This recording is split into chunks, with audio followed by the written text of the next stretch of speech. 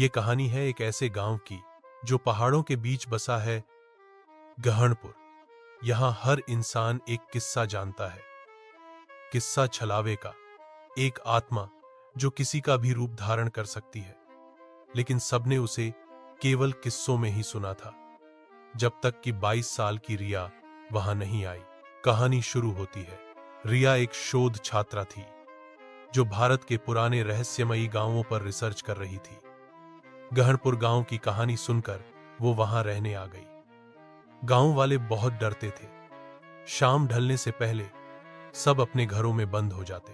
जब रिया ने गांव वालों से पूछा कि ऐसा क्यों, तो एक बूढ़ा आदमी बोला, छलावा है बिटिया, जो अपने मरे हुए अपनों के रूप में सामने आता है, लेकिन उसके साथ जाने वाला कभी वापस नहीं आता। रिया ने हंसते हुए कहा, यह तो सिर्फ लोककथा है, मुझे असली सबूत चाहिए।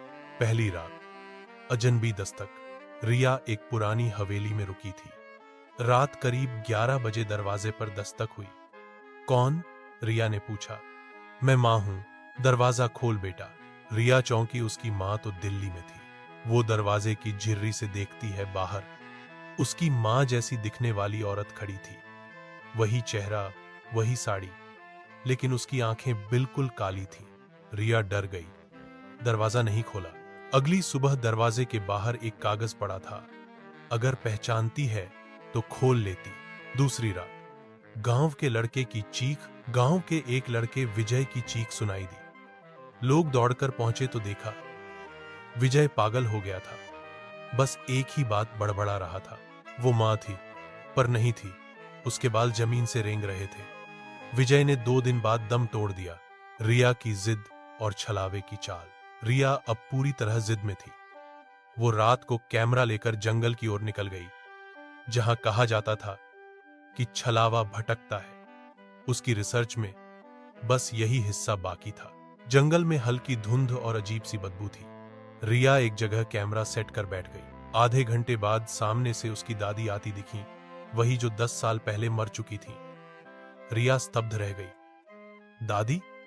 उसने आवाज दी। दादी बोली, बेटा, मुझे ठंड लग रही है, अपने पास बुला लेना। रिया की आंखों से आंसू बहने लगे, पर तभी दादी की आंखों से खून गिरने लगा और उनके पैर जमीन पर नहीं थे। रिया पीछे हट गई। तभी अचानक कैमरे की लाइट बंद हो गई और सामने अंधेरा छा गया। एक फुसफुसाती आवाज आई, अब तेरा चेहरा मेरा है और तेरी आत्मा मेरी, बचाव या अंत? अगली सुबह गांव वालों ने रिया को देखा। वो पूरी तरह शांत थी, कुछ बोलती नहीं थी, बस एकटक देखती रहती थी। उसने गांव वालों से कहा, छलावा नहीं है, वो तो मैं ही हूं। और वो हंसी, ऐसी हंसी जो इंसान की नहीं लगती। उसके बाद हर रात गांव में एक नया इंसान गायब होने लगा।